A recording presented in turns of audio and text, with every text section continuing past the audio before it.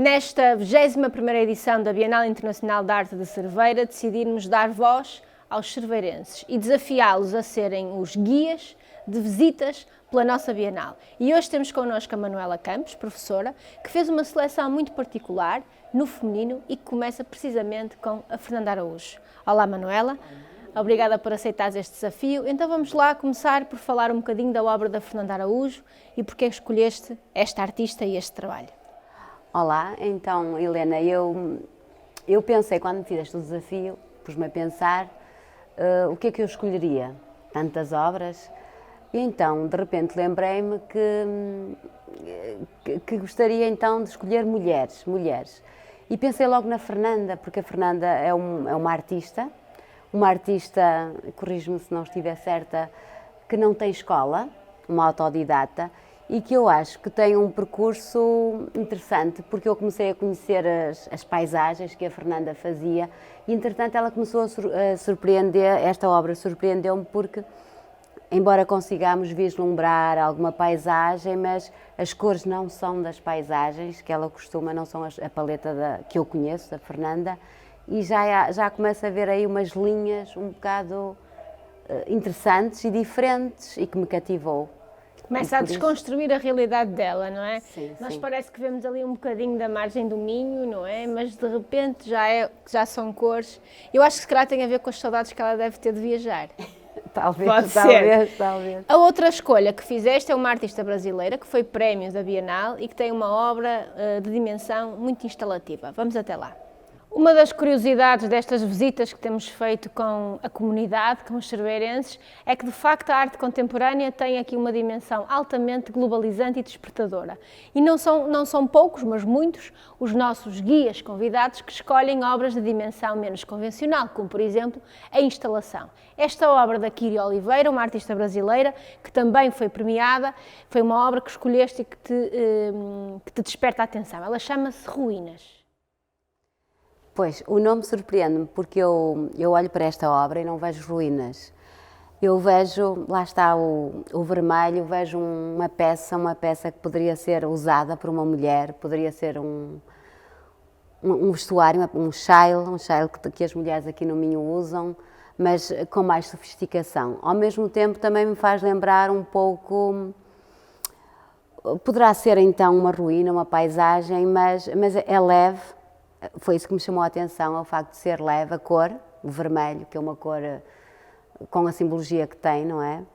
E essencialmente foi isso. E é uma obra em que a artista joga com a luz, sem dúvida, não é? Com a sombra, que é muito interessante e que trabalha com um material têxtil, não é? Um material maleável, pouco convencional. Maleável e que hoje em dia também é usado no vestuário, não é? Usamos este... E será que esse vestuário feminino muitas vezes não esconde vidas em ruínas? Talvez. Daí as ruínas, não é? Aí estamos a ter aqui um discurso poético, porque agora vamos até outras paragens e acho que esse discurso poético vai continuar, até porque vamos junto de uma artista que fez uma obra a partir do seu roupeiro. A Manuela Campos acertou em cheio nos prémios. Portanto, Nicoleta Sandulescu, uma artista que nos vem da Moldávia e que apresenta aqui um trabalho de cariz figurativo e, como eu dizia, que há aqui uma mulher, uma personagem híbrida, eu diria, porque não tenho a certeza se a personagem que ela representa é uma mulher, que está no quarto, na cama, no sofá, no roupeiro, que anda aqui às voltas com a casa. O que é que tu viste nesta obra? Olha, Helena, este universo feminino, no fundo estamos um bocado à volta do universo que nos une, como mulheres, e eu vejo, acho que todas nós já estivemos um dia nesta confusão. Nem que seja por segundos, de repente parece que há uma necessidade de retirar tudo, de renovar, há pessoas que convivem bem com esta confusão e conseguem encontrar ordem, e outras não. E a paleta de cores também é interessante, porque é suave, é viva, mas ao mesmo tempo é suave, é feminina. Tanto esta obra, como os tons de salmão. Tocaste num aspecto muito interessante, falaste em renovação. E é uma coisa que é comum, de facto, a muitas pessoas, que é quando nós arrumamos a casa, mudamos as roupas, mudamos o cabelo, no fundo estamos a tentar mudar qualquer coisa na nossa vida, dentro de nós, e é muito curioso porque eu já olhei para esta obra tantas vezes, ainda não tinha visto aqui a renovação. E é muito curioso que a tenhas visto. Nós, as mulheres, acho aí é que eu acho que isso é bastante feminino, porque nós, quando mudamos, temos necessidade de mudar várias coisas. Que seja visível, não é? Exatamente. E que seja visível. Que seja visível e que faça sentido para nós, enquanto que acho que eu, não sei, se calhar estou a ser preconceituosa, acho que o homem que faz a mudança mais suave. Ok, e é curioso porque as questões das mulheres na Moldávia são as mesmas no Brasil, são as mesmas em todo lado. O feminino é universal e transversal. Somos feitas da mesma massa, não é? Independentemente do local que habitemos, da raça. Muito bem, então vamos à tua quarta escolha. Todos os dias agora falamos de fascismo, extrema-direita, extrema-esquerda. Parece que não aprendemos nada. E esta obra da Letícia Caspar Faria, uma espanhola, fala precisamente sobre isso, da cabeça do ditador. E tem ali uma palavra que tem a ver com posse. E a posse tem a ver com o feminino, muitas vezes, que a mulher é considerada propriedade, tem a ver muito com este contexto. E aqui vemos uma espécie de uma arquitetura que nos lembra o ambiente neoclássico, não é? O ambiente do fim dos impérios, do princípio de outros, uma coisa que parece um incêndio. Aquela palavra e esta mensagem, a cabeça do ditador. Pois, até seria uma temática que a mulher, porque nós não somos tão... penso que ao representar a violência não seremos tão objetivas ou tão... Acho que esta obra que também demonstra que nós também sabemos, nós mulheres, também sabemos que existem ditadores e que é preciso às vezes cortar a cabeça ao ditador e que ter a sociedade, atuação política. E que nós também, como mulheres, temos um papel importante em todas as mudanças. E tens razão, Helena, isto é um cenário catastrófico, que infelizmente está a ser vivido em vários países, aqui na Europa, na Ásia, enfim, em todo o mundo, e que a mulher... também, eu não esperaria que uma mulher representasse desta forma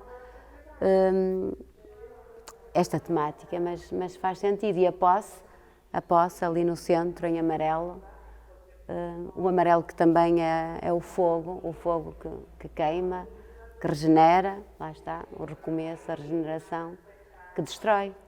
Sim, é verdade, porque e no outro dia fazia essa reflexão, que a televisão não tem comentadoras mulheres a comentar a política, a regra geral, a comentar a economia, ou então são em muito menor escala. Portanto, que há uma percepção de que a mulher não tem à vontade nessas temáticas, e por isso é que esta obra nos surpreende, porque olhamos duas vezes para confirmarmos se foi mesmo uma mulher que fez um trabalho com uma dimensão política tão interessante. Há aqui outra coisa que eu acho que é interessante e que te pode ser familiar, é a simbologia da arquitetura aqui. Sim. Uma arquitetura clássica, de um período conservador, e no fundo a cabeça que aquela figura segura é a cabeça do tipo que estava a cavalo. Sim, não é? Sim. Aqui a arquitetura tem a degradação da arquitetura tem aqui uma simbologia, simbologia particular, não é? Quase como se fosse começar de um tempo novo. Um tempo novo, uma arquitetura clássica que era considerada e é considerado o que é a verdadeira arquitetura, até que depois veio a contemporaneidade, o modernismo, e tudo isto, não é? O que é a arquitetura, ainda hoje acho que se fala um bocadito, não é? Quem é entendido, quem não é, o que é a arquitetura, um bocado o que aconteceu com a arte, a arquitetura deixou de ser isto a dada altura, no início do século, e atualmente a arquitetura poderá ser esta figuração ou não, mas houve uma época em que isto era arquitetura, isto era a arte. E era a posse, não é? Era a figura do Estado sobre o cidadão. Exatamente. Ok. E então a tua última escolha, vou ser eu a fazê-la, e vamos até Penélope e Ulisses. Vamos terminar com o mito clássico. Estamos na Galeria Superior do Fórum Cultural de Cerveira para encontrarmos a Rebeca Lar. E a Rebeca Lar tem aqui um políptico com um conjunto de telas em que, a partir da costura, do trabalho, do ponto, trabalha aqui o mito de Penélope. Penélope, a mulher que esperou por Ulisses, o herói de Troia, o homem que inventou o cavalo, porque ela tinha a certeza que ele voltaria e vai criar ali uma teia, ali um enredo para não ter que casar com mais ninguém. E a da altura, então aqui a Rebeca Lar diz-nos: desperta, Penélope, para que vejas aquilo que os teus olhos com os teus olhos aquilo que estás a aceitar todos os dias. Achas que há muito isso? Achas que as mulheres têm crenças, aceitam?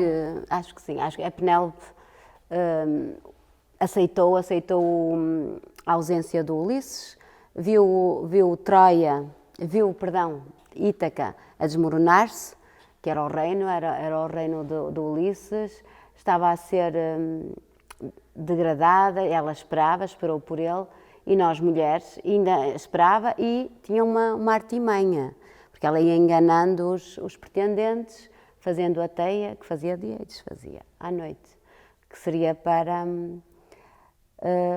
que era a promessa. Nós todos conhecemos um bocado a história, não é?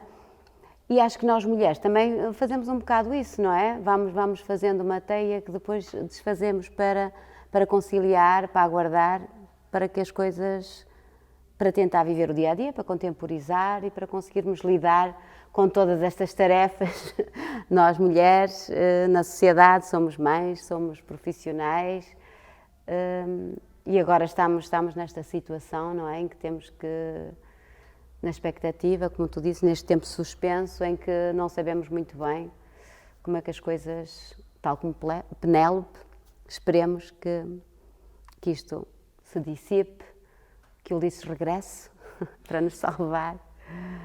Incapazes de ser atuantes. Preocupa-te que em pleno século XXI ainda se fala, ainda seja tão pertinente falar de igualdade no feminino, no género? É assim, preocupa-me porque eu acho que agora está-se a criar um bocado a ideia de o feminino de as mulheres, quando falam em feminismo, serem umas extremistas. Ou seja, como se quisessem ter um papel superior ao do homem. Ao fim e ao cabo, acho que estamos a regredir. Aquilo que se avançou nos anos 90, porque nos anos 60 havia efetivamente aquelas mulheres corajosas que lutaram. E acho que agora estamos a voltar a tempos perigosos, porque aquilo que conseguimos, não sei porquê, ainda não percebi muito bem, porque temos mais educação, temos mais cultura, temos acesso a tudo, mas acho que as mulheres que se estão a pôr, algumas mulheres que começam a achar que se põem em papéis, ou a aceitar papéis que se calhar as nossas mães lutaram contra isso. Isso é um bocado preocupante. Não sei se sentes isso. Eu sinto muito isso. E é por isso é que esta obra da Rebeca Lara tem tanta atualidade, porque ela no fundo vai buscar esta fé da Penélope a nossa reflexão. Manuela, muito obrigada. Foi fantástico. Foi Obrigada prazer. por trazeres esta questão aqui ao nosso Fórum Cultural de Cerveira, à nossa Bienal, e nós vemo-nos em breve com mais um Cerveirense.